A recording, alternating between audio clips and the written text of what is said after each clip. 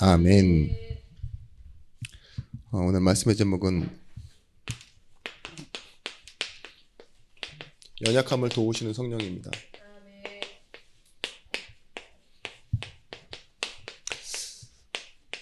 갈라디아서 5장 16절에서부터 26절의 말씀. 여러분들은 하나님의 말씀을 받은 하나님의 자녀요. 또 현장에서는 이 말씀을 답으로 전달하는 전도자입니다. 그래서 먼저는 여러분에게 답이 되어야 되고, 그 답이 난 만큼 또한 현장에서 이 답이 필요한 사람에게 꼭 그 답을 전달해 줄 수 있는 그런 응답을 누리시는 증인들이 되시길 바랍니다. 여러분, 사람은 연약합니다. 그걸 인정하시나요? 내가 연약하다는 걸 인정해야 돼요. 그래야지만 도움이 필요한 사람으로 우리가 하나님 앞에 섭니다. 우울할 때만 느끼는 감정 말고 연약하다 이런 생각 있죠. 근데 제가 봤을 때 여러분들은 연약하다라는 표현을 잘 다른 표현으로 쓰더라고요. 교만하다라고. 그죠? 연약함이 결국은 나타나는 게 뭐냐? 교만으로 나타나요. 우리가 보지 않습니까? 질병, 여기에도 사람은요 전혀 대응하지 못하고 이렇게 아픈 사람들 많이 봐요. 아파서 아프고 싶은 사람 어디 있겠습니까? 너 얼마나 연약하냐? 이 코로나라는 백신, 눈에 보이지도 않는 백신이 전염병인데, 그죠? 사람 만나는 것도 피해야 되고, 나으려고 백신 맞았는데도 그 백신 먹고 죽는 사람도 생기고, 그죠? 그 질병에 내가 어떻게 양심적으로 살았느냐, 착하게 살았느냐, 성품이 어떠하냐, 얼마만큼 배웠느냐 중요하지 않더라고요. 질병에는 그냥 하나의 그냥 사람일 뿐이에요. 어떠한 사건이나 사고, 정신적인 부분, 막 정말 훌륭하고 성공한 사람이 되었는데 정신 문제가 어느 순간 와 있는 사람도 보게 되고, 꼭 굳이 추락하는 비행기에 타고 있는 그런 상황 상태만이 무력한 시간이고 연약한 시간이 아니더라고요. 어느 신학자는 이렇게 얘기했습니다. 인간의 연약함은 인간 조건의 총체라고. 그래서 뭐라고 하냐? 피조물 다움이 연약한 거라고. 만들어진 존재인데 하나님을 떠난 인간은요, 피조물 다움, 그거를 연약함으로 가지고 있다라고 그렇게 말해요. 아이들 보면 그렇죠. 무엇이 많아도 안 되고 적어도 안 돼요. 그리고 지나쳐도 안 되고 모자라도 안 된다고요. 그런 경우 보시죠. 막 엄마 애기 젖병 이렇게 온도 맞춰서 하는 거 보기도 하고, 차갑게 먹이면 설사하고 뜨겁게 먹이면 못 먹고 이런 것처럼 우리도 그런 것 같아요. 각자 분수가 따로 있는 건 아닌데 사람은 자리에 따라 사람이 막 변하기도 하고요. 그죠? 가진 대로 산다고요. 없으면 없는 대로 그 형편에 적응해서 그대로 살고, 그게 연약함 아닙니까? 많이 가졌는데도 그대로의 모습을 가질 수 있을까요? 다 잃었는데도 그대로의 모습을 가지고 살아갈 수 있냐고요. 그죠? 다를 수밖에 없어요.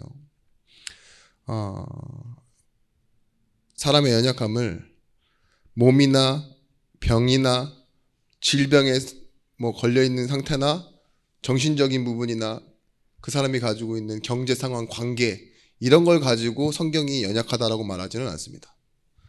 어떤 부분이냐? 로마서 8장 26절 말씀에 이와 같이 성령도 우리의 연약함을 도우시나니, 뭐라고요? 마땅히 구할 바를 알지 못한대요. 그 말은 뭐냐? 우리의 정체성이 무엇인지를 놓치니까 하나님이 원하시는 것이 무엇인지, 내게 필요한 것이 무엇인지를 알지 못한다고요. 뭐예요? 우리가 마치 배고프면 식당 보이고, 배 아프면 병원 보이듯이 지금 내 상태에 따라 필요한 걸 구할 수밖에 없다고요. 연약한 상태대로 살아간다고요. 보세요. 우리가 정말 하나님의 자녀라면, 그리고 하나님이 정말 나와 함께 하시는 게 맞다면 연약함은 중요한 시작이 됩니다. 문제가 아니라고요. 아시겠죠? 하나님은 세 가지의 중심을 바꾸셨습니다. 이걸 뭘로 바꾸셨냐? 이동시키신 거예요. 어디로? 하나님이 함께 하시는 그 자리, 복의 위치로 바꾸셨어요. 먼저는 뭐냐? 나 무엇을 따라 살아가느냐? 필요를 따라 살아가요. 그리고 문제 해결받는 것, 그것으로 선택합니다. 또 하나, 그것으로 인정받으려고 해요. 내가 살아가는 거의 대부분의 삶이 이렇다니까요. 필요한 것을 하고 문제는 해결하고 사람들한테는 인정받고 싶어 하는 것. 그리고 이 물질이라는 것, 이것을 가지고 가치 있는 걸 하려고 하죠. 그리고 가치 있는 것을 사려고 하고, 그리고 사람 앞에 서려고 합니다.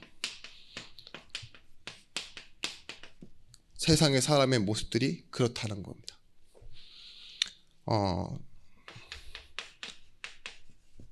성공은 뭐냐?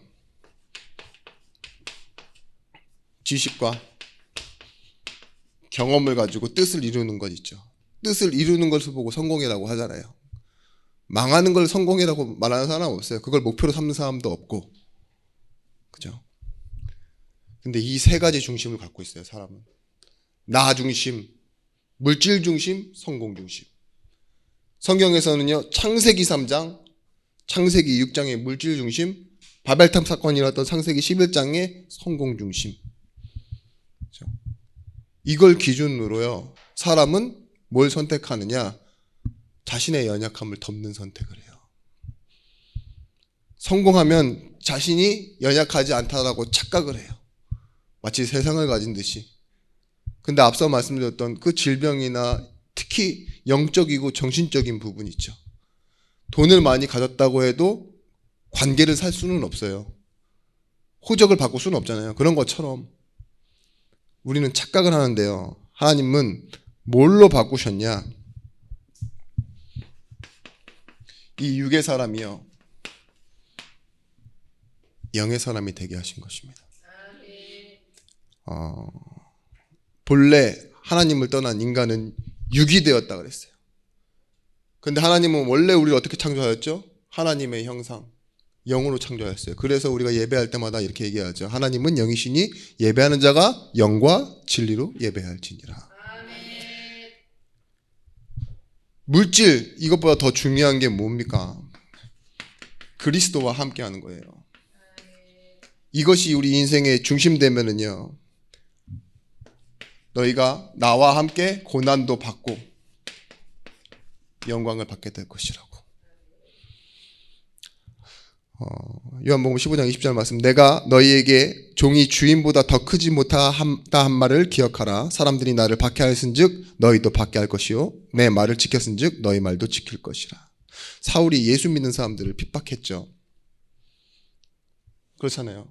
근데 그 가운데서 다메섹 도상에서 이 사울이 누구를 만납니까? 예수님을 만나요. 그때 예수님이 뭐라고 한 줄 아세요? 사울아 사울아 네가 왜 나를 박해하느냐.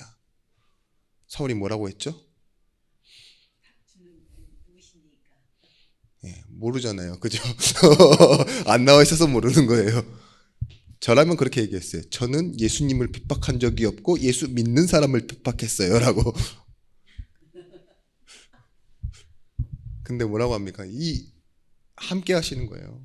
예수 믿는 사람과. 그러니까 왜 나를 핍박하느냐라고 얘기하시죠.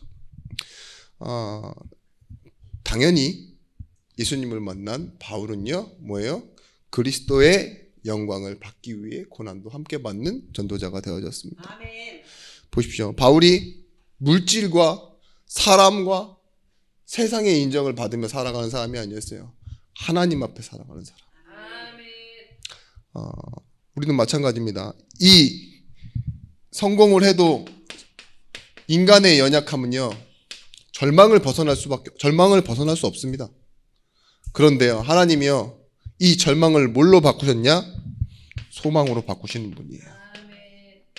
하나님이 함께 하시기에 천국 가는 소망 외에도요, 하나님이 나를 사랑하신다는 것 속에서요, 무한한 소망과 은혜가 나타나는 거예요. 보십시오. 히브리서 10장 10절 말씀에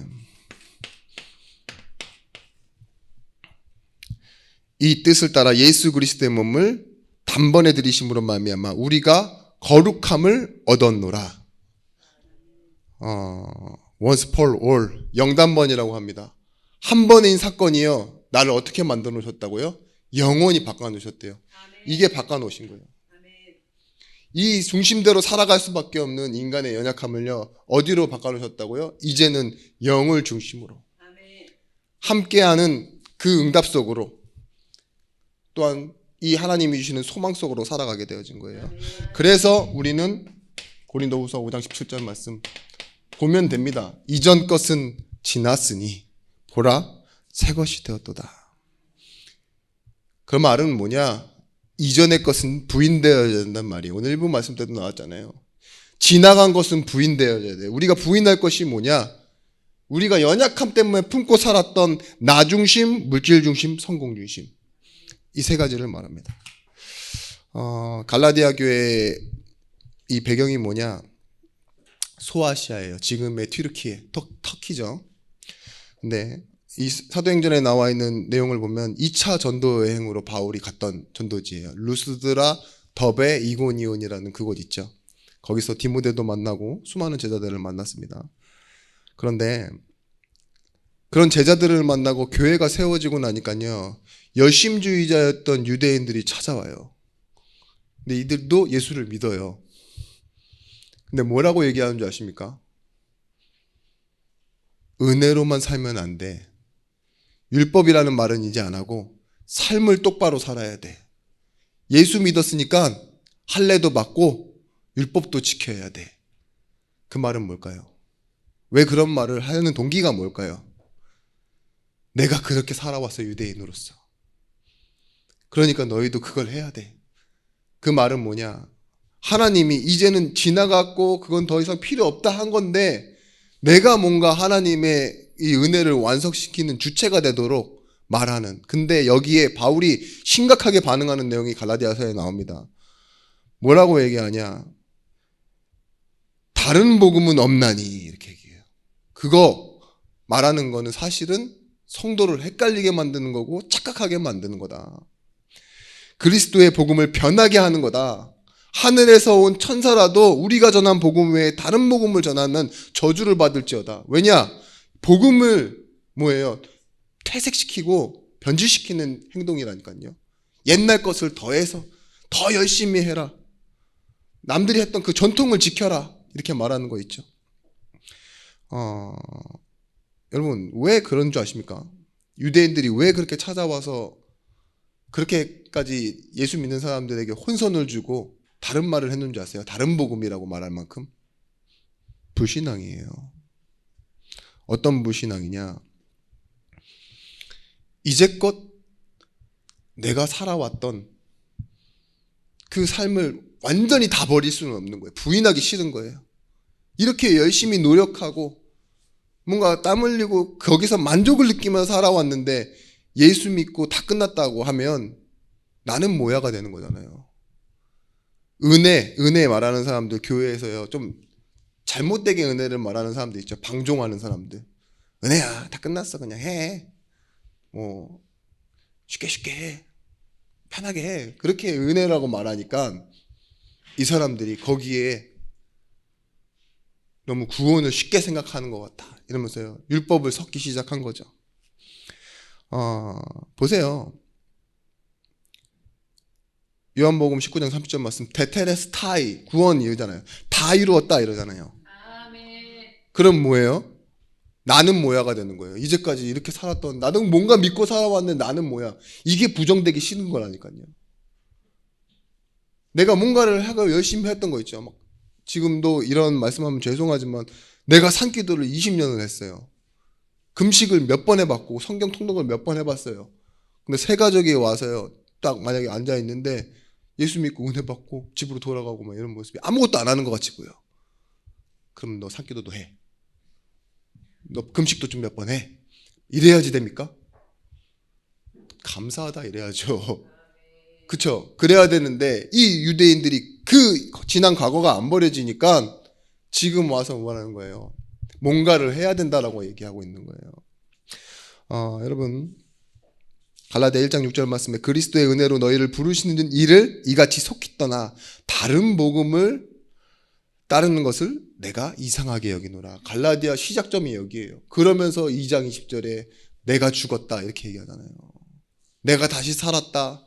그리고 오늘 5장 와서 뭐라 그래요? 성령의 열매 맺는 것은 이런 것이다. 바울이 말하고 있는 건 뭐냐? 이 자기중심, 이 서론에 나왔던 이것이 연약함이라고요. 그러니까 뭐예요? 아까 말했듯이요. 마땅히 구할 바를 알지 못해요. 하나님께 기도하지 않고 행위로 채우려고 한다니까요. 그죠? 뭔가 할례를 받았으므로 율법을 지킴으로 내가 뭔가 했다라고 그러는데 하나님께 구하지 않는 상태가 되는 게 뭐예요? 인간의 연약함이래요. 좀 다른 개념이죠. 그래서 만들어내는 것이 뭡니까? 틀린 열심이에요. 하나님과 우리와의 관계는 인격적인데 뭐예요? 율법은요 기계적으로 만들어요. 그래서 종교생활이 인격적이지 않은 것들이 많아요. 기계적인 거, 명령을 지키고 이런 거 기계적인 거잖아요. 소통이 아니잖아요. 절을 몇 번 하고 뭐 얼마를 내고 이런 것도 있잖아요. 형식과 어떠한 뭐 이런 숫자로. 근데 하나님은 뭐예요? 우리의 아버지 되십니다. 우리를 사랑으로 구원하신 분이라고요. 보세요. 우리가 어디에 속해 있냐? 로마서 할 때 말씀드렸었죠. 선천적인 불치병입니다. 인간의 자기애. 자기가 자기를 사랑한다고요. 우울증에 걸려도 자기를 사랑해요. 그래서 우울증 걸린 거예요. 내가 나를 사랑해야 되는데 이 상황이 너무 나를 사랑할 수 없는 상황이니까 우울증에 걸려버리는 거라니까요. 보세요. 이들이 말하고 있는 건 자기를 사랑해서 쌓은 경력, 어느 교회 몇 년 다녔다 뭐 이런 거 있죠. 내가 거기서 그래서 받은 직분 이런 게 있다. 그리고 나중 가서는 뭐 하냐? 교회 비판해요. 왜? 낙심되니까. 그게 자기중심 때문에 오는 거예요. 자기중심으로 살다가 일이 부담되고 상처되고 이러니까 뭐예요? 교회 비판하는데 그 낙심하는 이유조차도 뭐 하는 거냐? 자기 애 때문에 그러는 거예요. 믿는 것도 강조하는 것도 자기 애 때문에 강조하는 거고. 지금 한국교회가 그렇습니다. 창세기 3장 이 문제가 뭐예요? 하나님 떠난 이유. 자기 존재 챙기기였거든요. 하나님의 말씀, 이 거짓말에 속아 넘어가는 이유가 뭐였다고요? 자기 존재 챙기기. 내가 하나님처럼 된다라는 말에요. 죽는다 그랬는 것도요. 죽을까 하노라 하면서 목숨을 걸고 도박을 한다니까요. 사람이. 그 거짓말도요. 사실을 확인해 보지도 않고 뭐예요? 일단은 뭔가 해보고 보자 하는 그런 것들 있잖아요. 그게 우리의 신앙생활 방향이에요. 뭔 일단 해보고 하면 되겠습니까? 말씀이 이루어지는 게 신앙생활이에요. 하나님의 영광 나타나는 게 신앙생활이라니까요. 근데 우리는 뭐예요? 지금 내 문제 좀 해결받고 복이라는 개념으로 일이 좀 잘 되고 그런 것들이 신앙생활의 목표가 되기 계신 분들이 많아요. 보십시오. 창세기 3장 문제. 이 문제는 결국은 자신을 보지 못해요. 마태복음 7장 3절 말씀에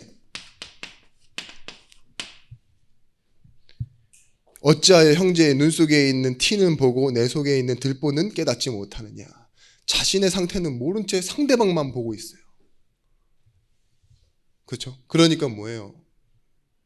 보는 데는 익숙하죠. 근데 정작 자신을 들여다볼 시간은 없는. 누가복음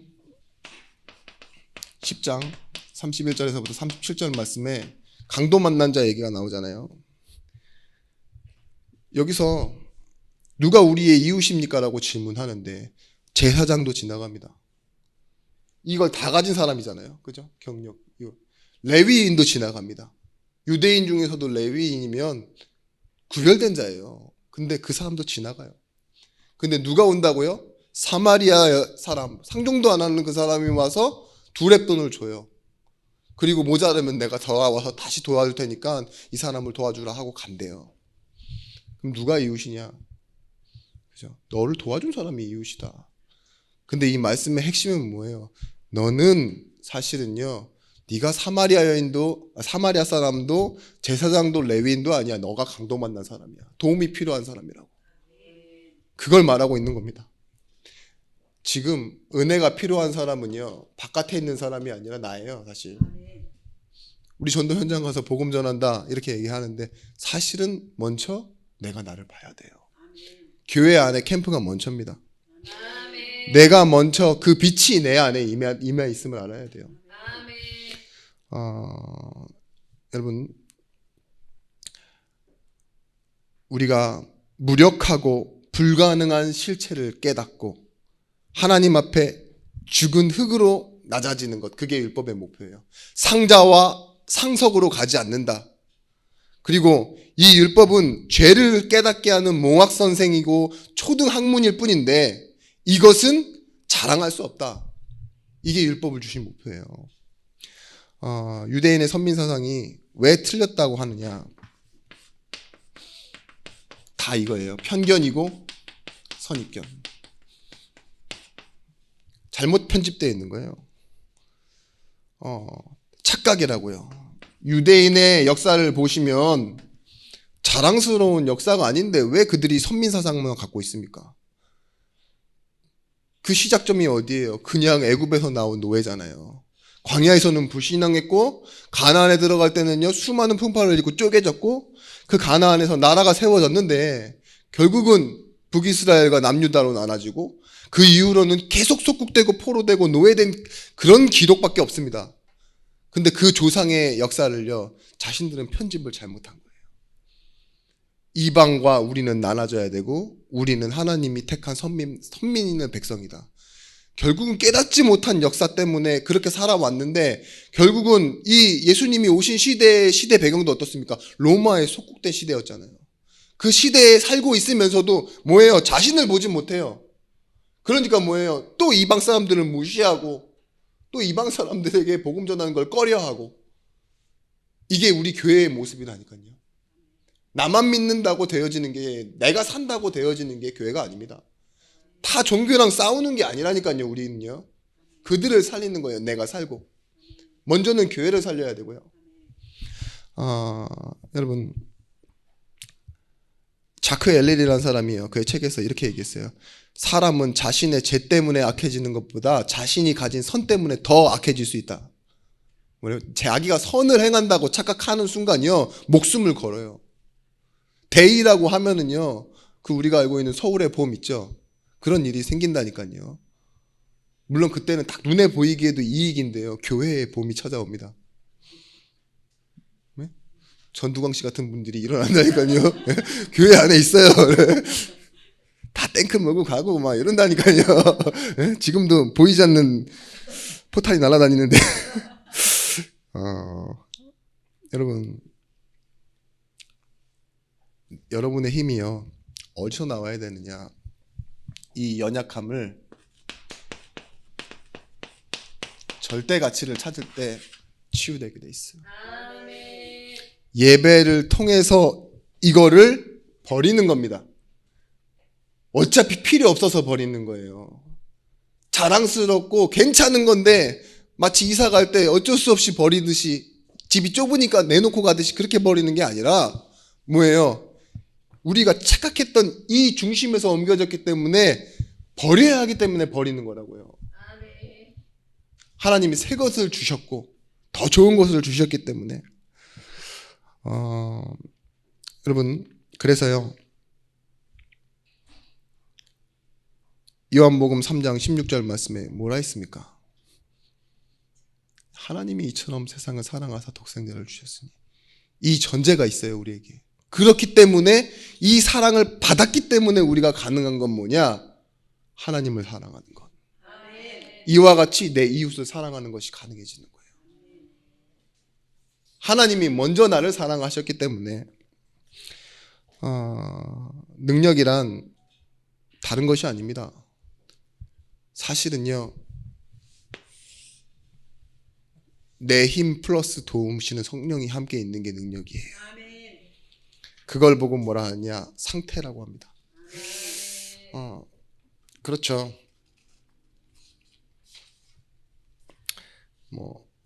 지난번에 얘기 드렸지만 아이에게 너 왜 최선을 다하지 않았니? 이러니까 아빠 나도 다 했어.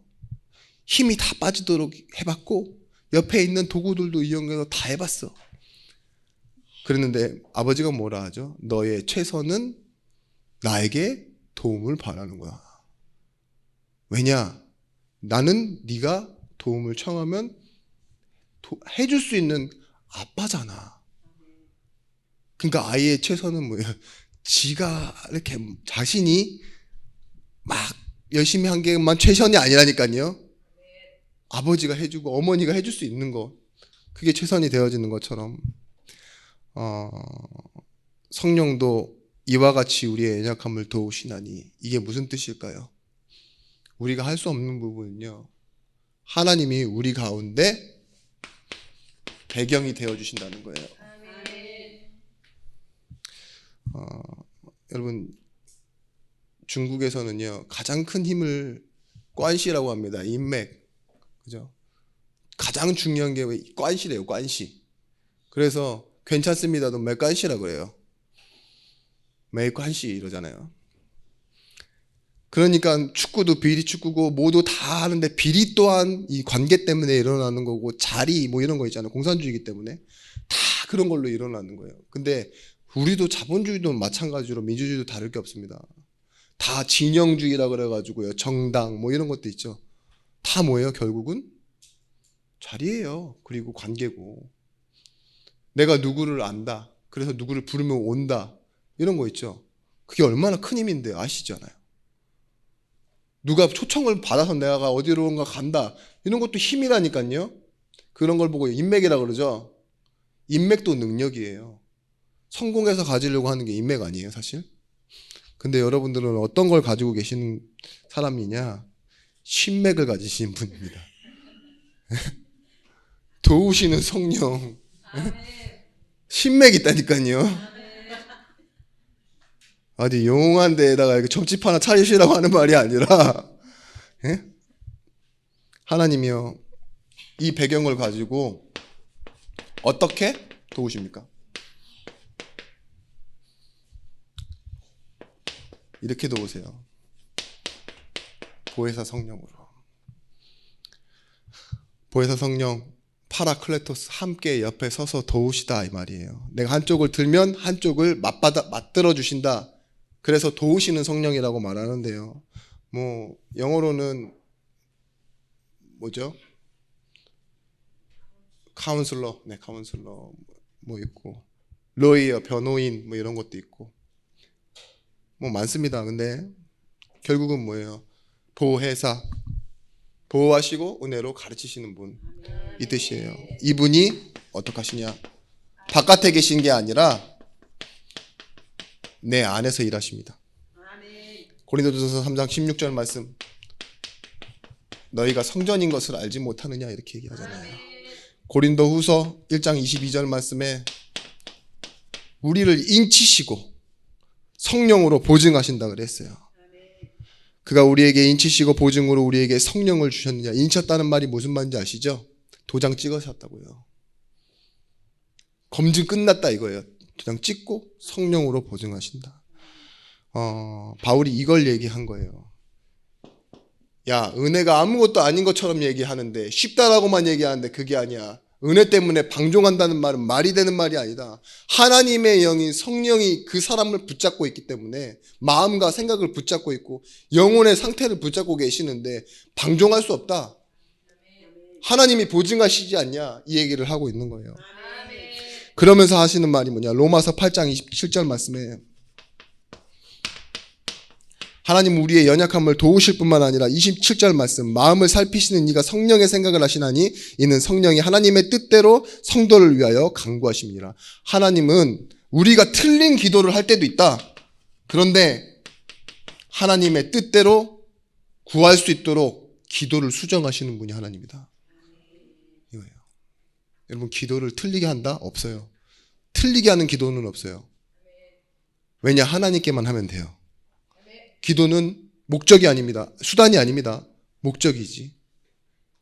어떤 걸 말해도요, 하나님은요 바로 알아들으세요. 그리고 기도는요, 내가 필요한 것을 하나님이 주시는 게 아니에요. 내게 필요한 것을 하나님이 아시고 주시는 분이에요. 그러니까 틀린 기도가 없다라고 말씀드리는 거예요. 하나님은요 보혜사 성령으로 인도하십니다. 내주하시는 이분이 인도하셔서 어떻게 하시느냐, 열매 맺게 하세요. 오늘 읽은 본문 말씀에 나와 있죠. 갈라디아 5장 22절 24절 말씀. 성령의 9가지 열매, 사랑과 희락과 화평과 오래 참음과 자비와 양선과 충성과 온유와 절제니 이와 같은 것을 금지할 법이 없느니라. 율법이 맺지 못하는 열매를 맺는데, 사랑과 희락과 화평과 오래 참음과 자비와 양선, 충성과 온유와 절제. 근데 법으로도 금지할 수 없는 그 열매를 하나님께서 맺게 하십니다. 그러면서 뭘 만들어 가시느냐, 이 열매는요, 로마서 8장 28절 말씀에 우리가 혹시 실수하고 잘못한 것이 있을 수 있어요. 이제까지 잘못 살아왔다고요. 실수도 많았고. 그런데 이 배경에 서시고 보혜사가 되시는 그분께서요, 하나님을 사랑하는 자, 곧 그 뜻대로 부르심을 받은 자에게 모든 것이 합력하여 선을 이루느니라. 그 모든 것 안에요, 잘된 일만 있는 게 아니에요. 우리의 실수와 연약함, 갑자기 터진 사건 사고도 하나님은요 뭘로 만들어서요? 합력하여 하나님의 선으로 바꾸세요. 하나님은, 성령은 이렇게 도우십니다.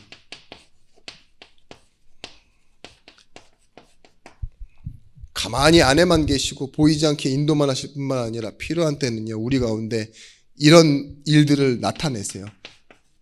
어떤 것이냐? 결과. 요한복음 14장 26절 27절 말씀에 보혜사 곧 아버지께서 내 이름으로 보내실 성령, 그가 너희에게 모든 것을 가르쳐 내가 너희에게 말한 모든 것을 생각나게 하리라. 평안을 너희에게 끼치노니 곧 나의 평안을 너희에게 주노라. 내가 너희에게 주는 것은 세상이 주는 것과 같지 아니하니라. 너희는 마음에 근심하지도 말고 두려워하지도 말라. 모든 것을 가르치시고 생각나게 하시는데요, 결국은 어디로 이끌어 가십니까? 평안으로 이끌어 가신다. 세상에는 없는 평안, 알지도 못하는 그 평안을 우리에게 주십니다. 그러면서 요한복음 16장 13절 말씀에 말씀이요, 결국은 미래가 되게 하시는 거예요. 그러나 진리의 성령이 오시면 그가 너희를 모든 진리 가운데 인도하시리니 그가 스스로 말하지 않고 오직 들은 것을 말하며 장래일을 너희에게 알리시리라. 이 말이 뭘까요? 스스로 말하시는 분이 아니래요. 성령이 말씀을 이루는 말씀, 그죠? 말씀을 근거로 해서 하나님께서는요 뭐예요? 말씀이 미래되어지게 하신다고요. 장래일을 너에게 알리시리라. 예수님도 그러셨어요. 자기 말을 하지 않으셨어요. 가라사대 뭐예요? 구약의 말씀에 누가, 예수님 또한 말씀만 얘기하셨고, 또한 예수님이 가시고 약속대로 오신 성령도요 뭐예요? 말씀이 생각나게 하신대요.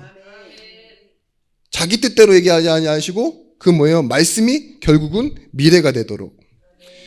성령이 충만한 사람을 집사로 세웠다고 분명히 나와 있습니다. 감독관으로 세우고 그 말은 뭐예요? 이 세 가지를 가지고 있는 사람이라는 거예요. 이 스데반이 뭐 했다고요? 성령이 충만하여 하나님의 말씀을 전달했다 그랬어요. 그래서 우리는 뭐 하면 되느냐? 이제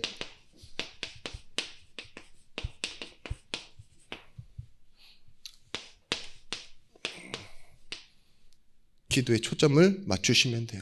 무속신앙의 가장 강력한 특징이 뭐냐? 오직 초점이 자기에게만 맞춰져 있어요. 그 말은 뭐냐? 무속인이 인격적인 거는 별로 중요하지 않다니까요. 뭐가 중요해요? 용하냐? 용해? 이거 있잖아요. 이게 중요해요. 막 와갖고 막 쌀 뿌리고 막 반말하고 막 생일 며칠이야 이러는데도 중요하지 않아요. 오셨어요. 네, 앉으셔서 안 그래도 된다니까요. 용하기만 하면 끝이에요. 안 그래요? 기도는 좀 다릅니다. 근데 기도는요 잘한다고 응답받는 게 아니에요. 말씀드렸죠. 기도는 하나님이 성령이 나에게 간섭하시는 시간이에요. 이 시간이라고요. 어디 갔어? 기도를 수정하시는 이 시간. 내 생각과 마음과 양심이 치유되어져야 기도가 되어질 수 있는 건데 기도라는 행위 자체를 열심히 한다고 해서 바뀌지 않는다니까요. 사람은요. 네? 산기도 금식기도 오래 한 사람이 제일 이상해요. 그잖아요. 목소리도 이상하고 굶었는데 또 쉬기까지 했어. 그러면 어떻게 되겠어요? 이상하겠죠. 우리는요 기도할 때 초점이에요. 마땅히 기도할 것을 놓치지 마셔야 돼요. 열왕기상 18장 16절 말씀. 18장 16절 말씀에 엘리야의 기도입니다. 저녁 소재 드릴 때에 이르러 선지자 엘리야가 나아가서 말하되 아브라함과 이삭과 이스라엘의 하나님. 이 말은 뭡니까? 언약의 하나님이라는 말이에요. 그죠? 하나님 여호와여 주께서 이스라엘 중에서 하나님이신 것과 하나님이 하나님 되시는 것과 내가 주의 종인 것과 내가 주의 종인 것과 주의 말씀대로 이 모든 일을 행하는 것을 오늘 알게 하옵소서. 아멘. 오늘 일이에요. 오늘의 일. 자, 증명이 되어야 되는데 이 기도 속에서 나타나야 되는 게 뭐라고요? 하나님이 하나님 되시는 것과 내가 주의 종인 것과 오늘의 이 일이 하나님이 내게 원하셔서 하는 일이라는 것이 나타나고 드러나게 하옵소서. 근데 지금 이 설교를 보면 사람들이 다 대부분 뭐라고 하냐? 850대 1의 전투의 승리 이런 식으로 얘기한다니까요. 그건 포인트가 아니에요. 그죠? 어마어마한 기적이 일어났다. 엘리야가 믿음이 있었다. 그게 중요한 게 엘리야가 나아가서 구했던 건 뭐예요? 하나님이 하나님 되시는 것과 내가 하나님의 종인 것과 그리고 오늘의 일이 하나님이 원하셔서 일어나는 일인 걸 알게 해달라. 상황적인 것을 놓고 기도하지 마세요. 우리의 삶 속에서는요, 당연히 마땅한 것은 이거예요. 될 수도 있고 안 될 수도 있어요. 안 되는 게 하나님의 뜻이면 어떻겠습니까? 에베소서 1장 17절 말씀에 우리에게 지혜와 계시의 정신을 주사 뭘 알게 하셨냐 그러냐면 결국은 이거예요. 하나님을 알게 하시고 지혜와 계시를 통해서 우리가 받았는데 지혜도 있고 계시도 있는데 결국 알아가는 게 뭐라고요? 하나님 아는 거예요. 아멘. 여러분의 기도에 가장 중요한 게 뭡니까? 그래서요. 기도의 토양과 기도의 양분과 기도의 힘은 하나님 아는 거라니까요. 그래서 말씀을 들으셔야 됩니다. 여러분 기도를요. 이익의 방편으로 삼으면 안 돼요. 기도를 해서 이익을 얻는 방편이 아니라 기도할수록요. 뭐가 생기느냐? 힘이 생겨요. 우리는 영적인 존재이기 때문에 자족함. 고린도후서 12장 9절 말씀에 바울이 뭐라고 했냐? 자신이 가진 질병을 놓고 3번이나 기도했는데 나에게 이르시기를 내 은혜가 족하다. 이는 내 능력이 약한 데서 온전하여짐이라 하신지라. 그러므로 크게 도리어 기뻐함으로 나는 여러 약한 것들에 대하여 자랑하리니 이는 그리스도의 능력이 내게 머물게 하려 함이라. 자, 여기서 그러므로 도리어 크게 기뻐함은 이 말은 응답이 되지 않은 걸 얘기하는 거예요. 그런데도 불구하고 뭐 했어요? 진짜 응답이 왔어요. 자족하는 응답. 하나님은 안 되는 게 아닙니다. 점진적인 완성을 이루고 가시는 거예요. 일을 통해서 되어지는 상태로 바꾸신다니까요. 일과 상황에 걸려있지 않고 그걸 넘어가게 하시는 힘을 우리에게 주세요. 그래서요, 버리게 됩니다. 그 버리는 결과가 뭐냐? 갈라디아 2장 20절 말씀. 2장 20절 말씀 뭐죠? 나를 사랑하사 나를 위하여 십자가를 지신 하나님의 아들을 믿는 믿음 안에서 사는 것이라. 아멘. 앞에 뭐라 하죠? 내가 그리스도와 함께 십자가에 못 박혔나니. 아멘. 자기 부인이에요. 자기를 부인하는 것, 과거를 부인하는 것. 근데 여기서 뭐예요? 죽어버린 나를 사랑할 수 없어요. 자기 애가 없어진 거예요. 지독한 자기 애라 그랬잖아요. 이제 이전에 내가 죽었으니까 그 죽어버린 나를 어떻게 사랑할 수 있겠습니까? 근데 내가 산대요. 어디서요? 하나님의 아들을 믿는 믿음 안에서 사는 것. 여러분, 예수 믿어도요, 이기적인 사람이 있어요. 안 바뀌어요. 평생을 이기적으로 살아왔는데 예수 믿는다고 쉽게 바뀌겠습니까? 이 생각하는 것부터 시작해서 모든 행동이 이기적인 사람이 있어요. 강력합니다. 근데 이 사람이요, 바뀌는 때가 있어요. 언제 바뀌느냐? 사랑할 때. 사랑할 때는 이기적인 사람이 없어요. 그죠? 자기 거 주잖아요. 그죠? 그래서 사랑이 바꿉니다. 사랑. 어떻게 바꾸느냐? 로마서 5장 5절 말씀에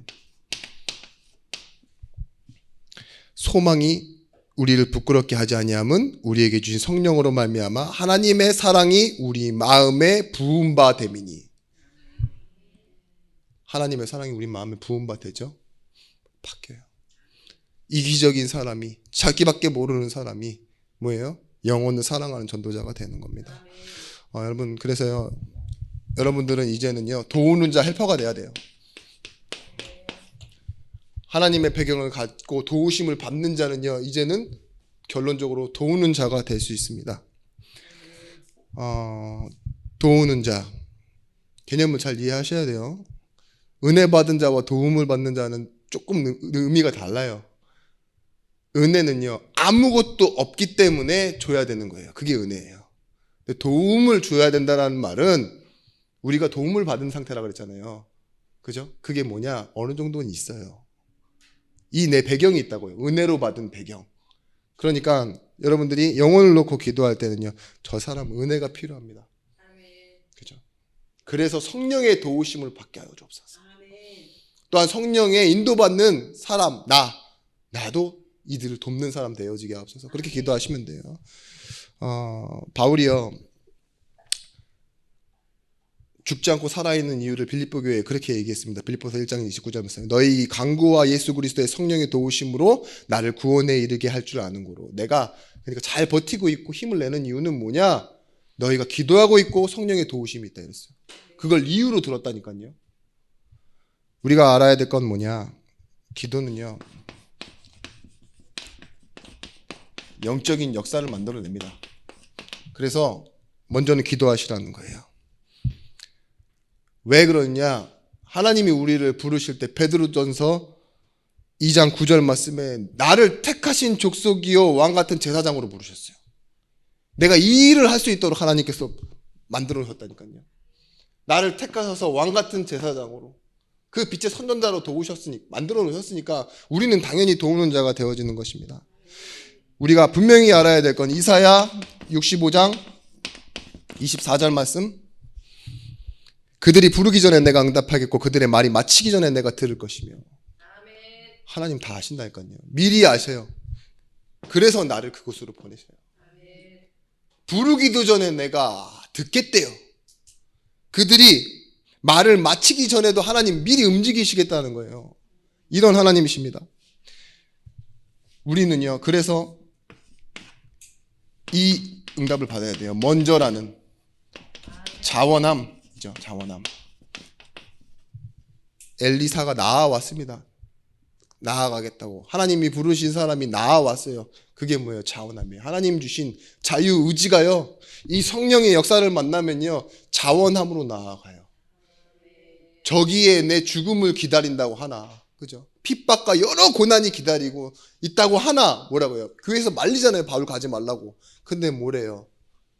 주의 복음을 증거하는 일에 내 생명조차 조금도 귀한 것으로 여기지 않노라. 보십시오. 마태복음 6장 33절 말씀에 먼저 그의 나라와 그의 의를 구하라. 그리하면 이 모든 것을 너희에게 더하여 주시리라. 이렇게 말씀하셨어요. 여러분, 하나님이요, 준비하신다니까요. 그의 나라와 의를 구하면 너희에게 있어야 할 것을 하나님께서 다 아신다 그랬잖아요. 그래서 이 모든 걸 준비해 놓고 주신다 그랬어요. 이 모든 것을. 그래서 구하라고 하신 게 뭐예요? 그의 나라와 그의 의. 도는 자에게 필요한 거예요. 그 말은 앞서 말씀드렸듯이 뭐예요? 나를 놓치지 않는 거예요. 똑같이 이 연약함에 빠져서 필요를 구하지 말고, 물질, 이 성공 중심으로 가지 말고 나라를 중심으로, 그의 하나님과 나의 관계를 중심으로 살다 보면 이 먼저가 나오게 돼 있다. 시편 42편 1절 말씀에 목마른 사슴 씻는 물을 찾아 헤매이듯이 내 영혼 주를 찾기에. 네, 이 말은 뭘까요? 영성이에요. 영성. 하나님을 찾는 거예요. 우리가 어디에 가도 하나님을 찾는 거예요. 하나님을 바라라. 하나님을 찾으라. 영성을 뭐라고 그랬죠? 간절함, 사모함, 청종함 이랬죠. 여러분, 이 말씀의 결론이 이렇게 나옵니다. 이 4장 1절에는 이렇게 나오는 11절 말씀에 내 영혼아 네가 어찌하여 낙심하며 어찌하여 내 속에서 불안해하는가 이래요. 자기의 영혼과 자기의 마음에 대고 명령하고 있다니까요. 내 영혼아 네가 어찌하여 낙심하고 불안해하냐. 너는 이런 사람 아니냐 이거예요. 구약이지만, 그죠? 너는 하나님께 소망을 두라. 나는 그가 나타나 도우심으로 말미암아 내 하나님을 여전히 찬송하리로다. 시편에 그렇게 나와 있어요. 어떻게 이럴 수 있겠습니까? 미래를 그렇게 보고 있다니까요. 내가 낙심하지 않고 두려워하지 않고 그 하나님께 소망을 두면 결국은 뭐냐? 그의 도우심이 나타나 나는 그 미래에도 여전히 찬송하고 있는 사람일 거야. 이게 결론이라니까요. 우리의 영성도 그렇습니다. 말씀, 그냥 말씀 들었다 이 정도가 아니죠. 말씀이 뭐예요? 천지를 창조한 하나님의 말씀이에요. 그 말씀이 내게 있어요. 그냥 공수표 날리고 지켜지지 않는 약속 가운데 우리가 많이 살아왔지만요, 하나님의 약속은요, 자신의 아들을 주신 사랑의 약속 십자가예요. 그죠? 그리고 지금도 이루어지고 있는 약속입니다. 그 말씀 플러스 약속이 뭐예요? 우리 신앙생활의 초점이고요. 그것 때문에 우리가 하나님이요, 부름 받아서 지금 나와 하나님의 일을 함께 하고 계십니다. 바울이 이렇게 얘기합니다. 나의 달려갈 길과 주 예수께 받은 사명 은혜의 복음을 전달하는 일에 나의 생명조차 조금도 귀한 것으로 여기지 않노라. 우리의 길, 그 연약한 그 길에서 은혜의 복음을 전달하는 그 일, 그 주 예수께 받은 사명, 그것 때문에 나의 목숨도 귀한 것으로 여기지 아니한다. 진짜 나를 위해 살지 말고요, 나를 위해 일하시는 하나님을 알고 이제는 나를 만드신 하나님 앞에 나를 찾으시는 응답을 누리시길 바랍니다. 기도하겠습니다. 하나님, 오늘도 우리에게 말씀을 주시고 또한 돌아가는 곳에서 그 말씀에 대한 답을 찾고 축복을 누리게 하셨음에 감사를 드립니다. 우리 있는 현장에 성령의 도우심으로 말미암아 우리의 삶의 예배가 회복되어지고 우리의 관계와 만남이 회복되어지며 또한 특히 혼자 있는 시간 하나님이 우리에게 원하시는 그 하나님의 음성이 메시지로 우리의 인생에 남아 정말 후대에게 남길 열매로 나타나게 하여 주시옵소서. 이제는 만왕의 왕이 되신 예수 그리스도의 크신 은혜와 독생자를 주신 하나님의 사랑과 성령 하나님의 감화 감동 내주의로 충만 교통하심의 은총이 말씀 가지고 현장으로 가 또 승리하게 되어질 모든 전도자들 머리 위에 이제로부터 영원토록 함께 있을지어다. 아멘.